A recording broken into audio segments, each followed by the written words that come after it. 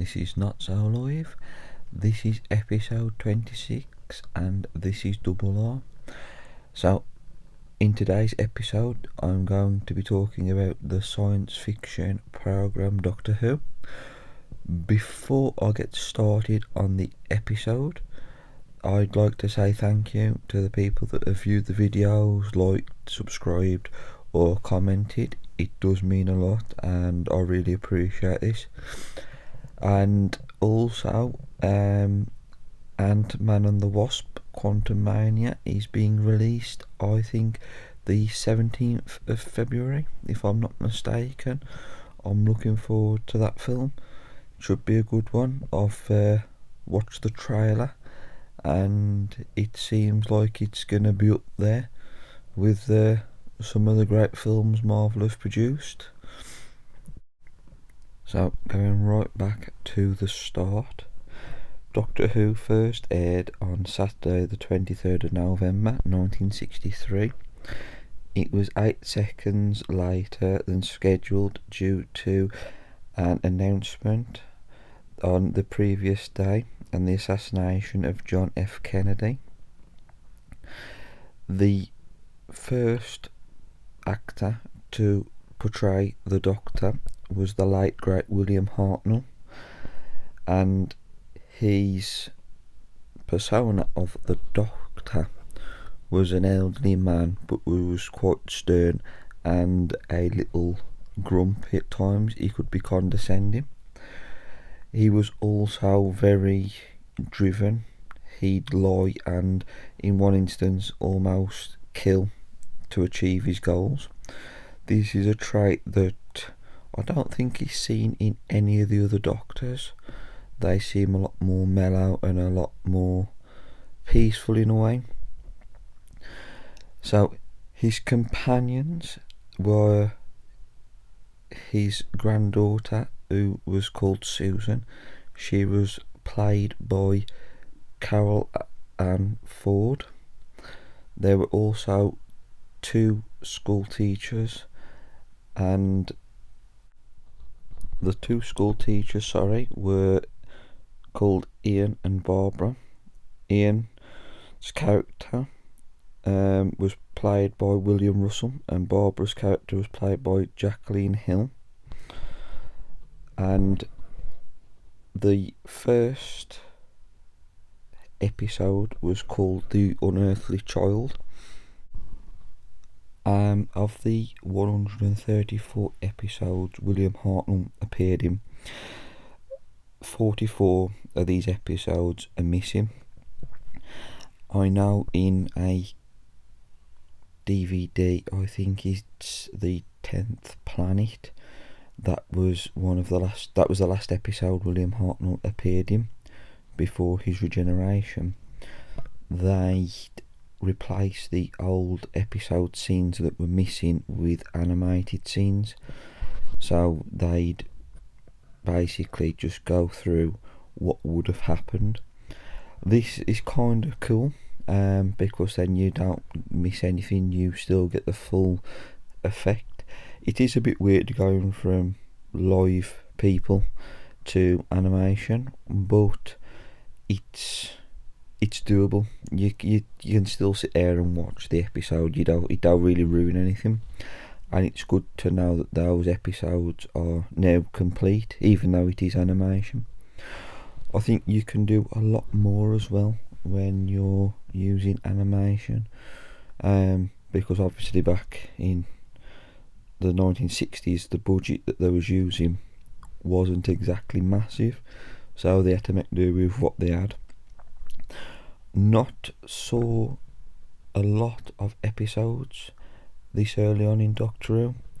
I sort of started watching videos of Doctor Who starring John Pertwee and Tom Baker. I'll get to those characters soon. So as for William Hartnell, once he regenerated and the torch was passed on, it then fell to Patrick Troughton to reprise the role as a newly regenerated Doctor. This would become the second Doctor. This phase in Doctor Who was a bit of a tricky one, because you've got a character who is now changing to someone completely different. There's a good chance it might not work, people might not take to the newer character, but fortunately he was liked and the series continued. A completely different personality to what we was used to. He was considered a bit of a clown, and he was a bit more bubbly and joking than the first Doctor was. His nickname was the Cosmic Hobo, due to his outward scruffy, light-hearted and bumbling tramp-like portrayal of the Doctor. Apologies. His first appearance was The Power of the Daleks in 1966, and his companions were Polly and Ben, played by Anik Willis and Michael Craze. These Doctor himself was quite firm at times and slightly darker. He had a slightly darker side. He would often manipulate his enemies for the greater good. And the last episode before his regeneration was in the episode The War Games. This took place in 1969. Don't recall watching a lot of his episodes. I've watched, I think it was The Invasion, where the Cybermen try and take over London using the sewer system, and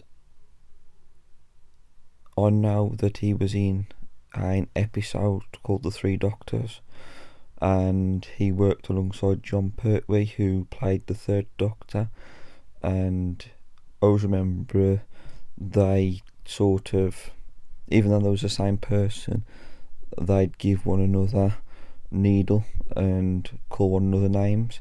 It was almost like arguing with yourself. So at this point in Doctor Who, the Daleks and the Cybermen were established enemies of the Doctor, and I know that it was in the second Doctor's regeneration that it was towards the latter part, before he regenerated, you finally get to meet the Time Lords, the Doctor's own people, and they are the cause for his regeneration into the third Doctor. Also, just before we move on to the third Doctor, another person that was brought in to Doctor Who, and it was during the second Doctor's time, was the Brigadier. And when you first meet the third Doctor, he falls out of the TARDIS and collapses, and his body is found, and he's in hospital, and the Brigadier is brought in due to the fact that the X-ray shows two hearts, but the Brigadier doesn't recognise the person laying in the bed. This episode was called The Spearhead from Space. This was in 1970. The third Doctor was also known for meeting another nemesis, which would later become the Master, a character that is still used in Doctor Who today, along with the Daleks and Cybermen. They also introduced the Sontarans, and this was in the Time Warrior. This is where you first meet Sarah Jane Smith. Other companions to the third Doctor were Liz Shaw, played by Caroline John, Jo Grant, played by Katty Manning, and obviously Sarah Jane Smith, played by the late great Elizabeth Sladen. So the third Doctor's personality, he was quite charming, but he was more physical. He did kind of like, I don't know if it was karate or jiu-jitsu. He was very hands-on and basically was able to look after himself. Martial arts, I should say, was more his style. And in one episode he says, "I'm quite spry for my age," and not sure what episode that was. There's a scene where they are, I don't know what this episode's called, Death to the Daleks. They land on a planet and he gets attacked by these creatures on the planet, and he uses his martial arts skills to take down these creatures, which was quite uncanny because none of the other two doctors had done this. So again, bringing something new to the Doctor's role. Another interesting fact was this Doctor, when he first regenerated, was earthbound due to the Time Lords disabling his TARDIS.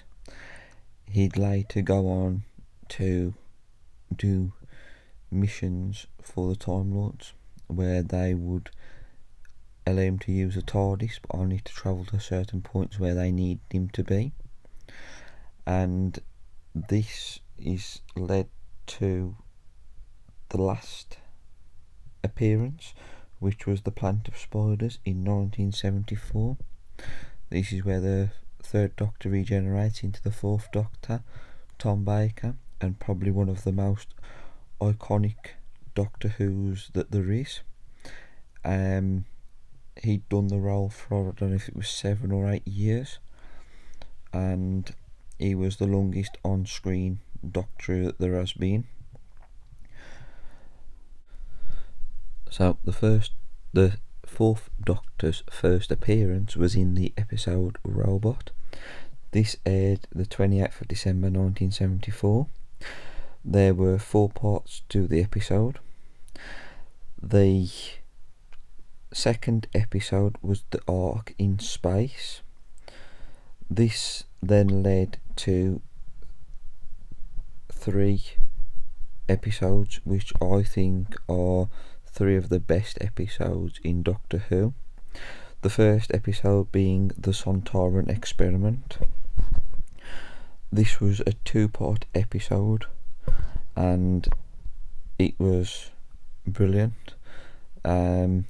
It sort of relayed in story. So they left from the Ark in Space, then they land on a futuristic Earth that is just starting to regrow from a disaster. On the Earth there is a small group of humans and there's also a Sontaran. After this episode, they then end up being transported to Skyro, the home of the Daleks. This episode is called Genesis of the Daleks, and the Time Lords foresee a future where the Daleks will become the most powerful and destructive race in the universe. So he is tasked with destroying or stopping the Daleks' creation, and this is where you first meet the Daleks' creator Davros. This episode had 6 parts. Then we move from that episode and we move to the third episode, which was Revenge of the Cybermen. As a child, this was probably one of my most favouriteest episodes. This is where the TARDIS lands on a space station. Most of the crew have died. There's 2 left, or 3, and the Cybermen are planning on destroying Volga, which is a planet of gold. And it's just these 3 stories in general I just think are brilliant. It was written greatly, or should I say greatly written, and I think they define what Doctor Who should be. It's adventure, it's something, not say scary, but is it going to work, ain't going to work. So the fourth Doctor did 7 seasons. His last episode was Logopolis, and this was in 1981. Companions to the fourth Doctor were Sarah Jane Smith, Harry Sullivan, Leela, K9, Romana, Adric, Nissa and Tegan.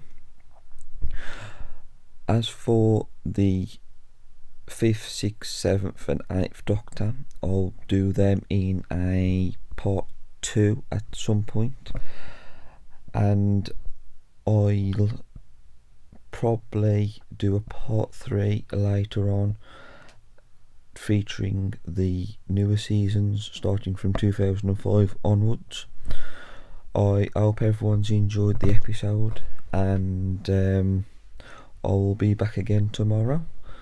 Thank you.